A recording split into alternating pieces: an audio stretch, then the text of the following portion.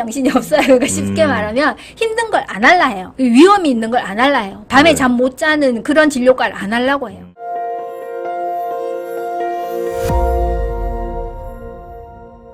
김대중 정권 때 그 건강보험을 통합하면서 뭘 했느냐면은 비급여 진료를 완전히 허용하게 했어요. 그러니까 최근에는 뭐 MRI나 초음파 이런 거가 다 급여화됐지만 그 옛날에는 그게 다 비급여였는데 그렇습니다. 모든 의료기관이 자유롭게 비급여를 하도록 이제 탁 풀어준 거예요. 그러니까 비급여 가격은 각 병원이 정해요. 근데 건강보험 수가는 공단이 정하거든요. 그렇습니다. 예. 그러니까는 이 자체적으로 자유롭게 측정할 수 있는 비급여 행위를 많이 하게 된 많이 거예요. 하게 되겠죠? 예, 그러면서 또 우리가 이제 그 1990년대랑 2000년대 들면서 서울에 이제 대형 병원들이 많이 생기고 대학병원들이 이제 몸집을 불리게 되잖아요. 그렇죠. 그렇게 하다 보니까 이제 몸집이 클수록 비급여 진료를 많이 할 수 있게 된 거예요. 비급여 진료를 많이 하면 병원 수입이 늘어나고, 그러죠. 근데 이게 비영리 법인이기 때문에 돈을 가지고 밖으로 나갈 수 없고 그 병원에 다시 다 써야 되거든요. 그러니까 또 새로운 장비를 사고 병원을 더 키우고 또 더 많은 새로운 비급여를 하고 이렇게 하다 보니까 이게 계속 비급여와 이제 비급여가 늘면서 의료비가 증가하고 이런 식으로 된 거예요. 그러네요. 그래서 이제 비급여가 계속 증가한다. 그리고 환자들이 의료 이용을 많이 한다. 이게 딱 만나니까는 의료비 폭증. 지금 우리나라가 OECD 국가 중에 의료비 증가 속도가 최고로 빠르거든요. 아, 네. 의료비 증가 속도. 네, 증가 속도가. 절대 수치가 아니라 증가폭. 네, 이렇게 지금 이제 속도. 그 GDP의 한 9% 정도가 OECD 평균인데 8 내지 9%가 OECD 평균인데 네. 몇 년 전까지만 해도 우리가 7%, 8% 이랬는데요. 올해가 우리가 9% 정도 됩니다. 그래서 OECD 평균만큼 이제 쓰게 됐는데 다른 나라들은 요런 속도로 증가를 한다면 우리는 이렇게 증가하고 있어요. 그러니까는 이제 되게 이게 부담이 되는 거죠. 근데 이제 이 일을 하면서 건강보험료를 열심히 낼 사람들이 계속 들어오면은 유입이 되면은 좋겠는데 그러죠. 우리가 이제 저출산 때문에 생산 가능 인구가 줄고 그리고 이 청년들이 취직을 하고 싶으나 자기 마음에 맞는 자리가 없고 그렇죠. 그러니까는 근데 이제 우리가 그 수명이 증가하면서 네. 노인 인구가 많아지다 보니까 아무래도 이게 의료비를 많이 쓰게 되잖아요. 그리고 이 예를 들면은 제가 이제 유방을 처음 시작했을 때 한 20년 전에 한 20년쯤 전에는 유방암 환자인데 한 60세 정도면 수술 안 하셨어요. 내가 살 만큼 살았고 이제는 그냥 뭐 맛있는 거 먹으면서 즐겁게 살겠다. 60대부터. 예. 근데 지금은 80대 중반인 유방암 환자들도 너무나 멀쩡해요. 아하. 그러니까 사람들이 대체적으로 이제 그 건강 수준이 좀 좋아졌잖아요. 그러니까 80세 중반이 되어도 너무나 멀쩡한데 치매도 없고 막. 그런데 이제 살 만큼 살았으니까 뭐 나 치료 안 할래 이렇게 말을 하시는 분들이 전혀 없어요.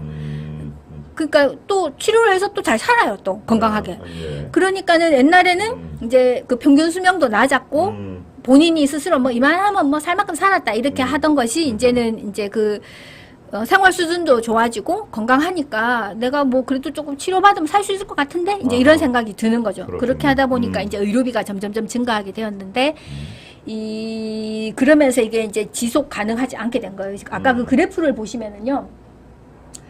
이게 근데 이제 지속 가능하지 않다고 할 때 언론들은 돈 이야기만 해요.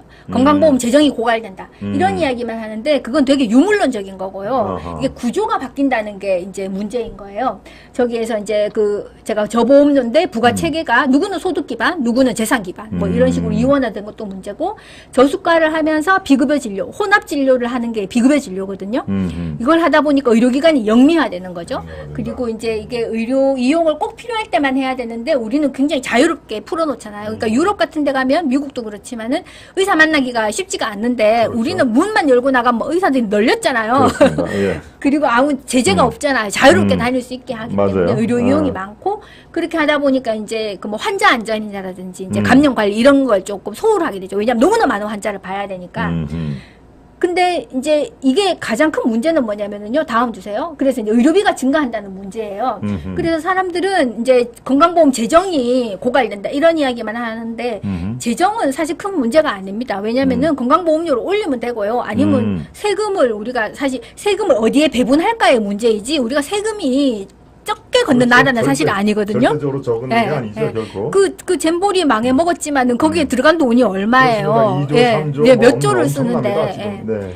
그렇기 때문에 그 앞 슬라이드로 오시면은 이게 돈의 문제가 아니라요.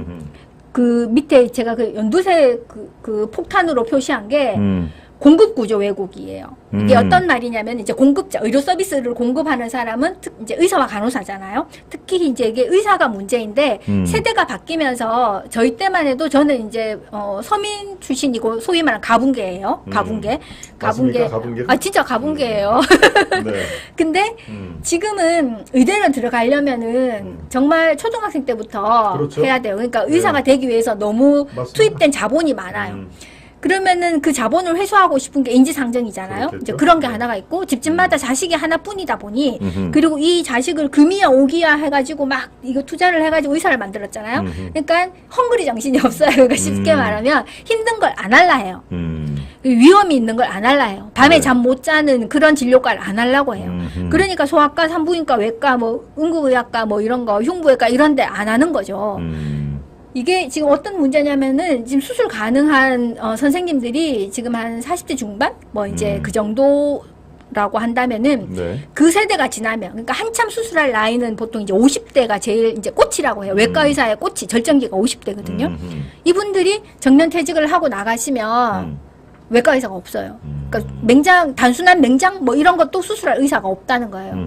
아무리 로봇 수술이 발전을 해도 그 작동은 로봇이 하지만은 그 로봇을 움직이는 건 의사가 해야 되거든요. 그렇죠. 네, 맞습니다. 그렇기 때문에 이게 이런 식으로 그 힘든 과를 기피하게 되면은 내가 그럼 좀 편한 과를 갈 거야. 아니면 난 아예 그냥 레지던트 안 하고 일반의로 개업할 거야.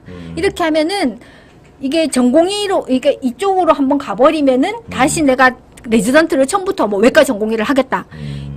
이러지 않는다는 거예요. 그렇겠죠. 근데 이미 이게 고착화됐어요. 그러니까 요즘 의과대학생들은 일단 전공의를 옛날보다 적게 해요. 그냥 의과대학 졸업하고 뭐 한 인턴 정도 하고 개원을 해요. 그리고 이게 전문의들도 건강보험 급여가 낮다 보니까 급여 진료를 안 하고 비급여 진료를 하는 거예요. 그렇죠. 제일 대표적인 거가 뭐 외과나 소아과, 산부인과 선생님들이 외과 진료, 소아과 진료, 산부인과 진료로는 의료기관이 이제 운영이 안 되니까 다 비만 치료 뭐 이런 거 있잖아요. 뭐 미백 치료 뭐 이런 거, 그렇죠. 비타민 주사 뭐 이런 거. 그러니까 건강보험에 해당하지 않는 비급여 진료를 하시는 거예요. 그러니까 사실 숫자 자체는 아직도 우리가 소아과 전문의가 부족하지 않고 산부인과 전문의가 부족한 게 아니고 외과 전문의가 부족한 게 아닌데 이분들이 그 해당 과목의 진료를 하는 게 아니라 밖에 나가서 지금 비만 치료, 뭐 미용 치료, 뭐 이런 거를 하다 보니 뭐 쌍꺼풀 수술 뭐 이런 거, 이런 뭐 보톡스 뭐 이런 거를 하다 보니 네. 정말 필요한 이런 그 의료 서비스를 할 의사들은 점점점 준다는 거죠. 그리고 지금 이제 남아 있는 의사들이 열심히 뭐 40대, 50대가 밤에 당직 서고 그 다음날 환자 진료 보고 수술하고 이게 사실 말이 안 되지만 지금 이제 그런 식으로 굴러가고 있거든요. 근데 이분들이 정년퇴직하고 나면은 정말 수술할 의사가 없게 되는 거예요. 그러면 우리나라가 아무리 GDP가 5만 불이 되고 6만 불이 되고 7만 불이 돼도 네. 의사가 없으면 어디서 수입을 해올 거예요. 뭐 조선족 의사를 수입할 건가? 북한에서 수입할 건가? 한국말이 되어야 되는데 그러니까 미국이나 이런 나라들은 이게 전 세계에서 의사들이 모이잖아요. 그렇겠죠. 영어를 배워가지고. 네. 근데 한국말을 배워서 이제 우리나라로 올 이 건강보험 수가가 낮은데 이런 의사들이 과연 얼마나 있을지 뭐 있을 수 있겠죠. 요즘처럼 한류가 이제 많이 이제 유명하고 하면은. 근데 그게 이제 국민들의 그 기대를 다 충족할 수 있을지 그런 점에서 이 건강보험이 더 이상 지속 가능하지 않다. 가장 큰 이유는 의료비 돈의 문제가 아니라 공급자가 이제는 인식이 바뀌었다. 이것 때문에 되게 이제 위험하다고 수명이 공급자가 인식이 바뀌었다. 네, 수명이 별로 안 남았다고 이제 그렇게 생각이 됩니다. 아, 그렇군요.